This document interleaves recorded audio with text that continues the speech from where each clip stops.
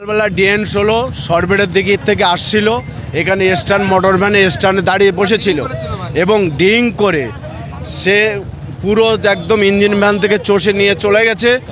এখন সেই ড্রাইভারটাকে মালঞ্চ ইয়ংস্টার ক্লাবের মধ্যে ভর্তি করেছে, তাকে চেক করে দেখালো পুরো ডিং অবস্থায় আছে। কিন্তু পুলিশ প্রশাসনকে বলবো যে একটা প্রাইভেট গাড়ি, একটা লরি, তাকে ড্রাইভার লাইসেন্স আছে কিনা, মদ খাচ্ছে কিনা এটা চেক করছে।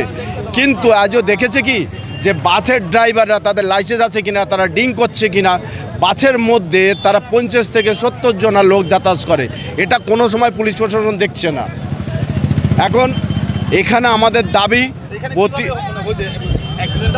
এখানে কিভাবে হয়েছে, বাসন্তীর দিক থেকে গাড়ি আসছিল, স্ট্যান্ডে গাড়ি দাঁড়িয়েছিল প্যাসেঞ্জার মালঞ্চে যাওয়ার জন্য, পুরো ওর পিছন দিকে মেরে পুরো হয়ে গেছে। 3টে অটোমেটিকলি ডেড হয়ে গেছে, এখন হসপিটালে চলে গেছে অনেক লোক। আমার নাম মোহাম্মদ আবুল হোসেন মোল্লা।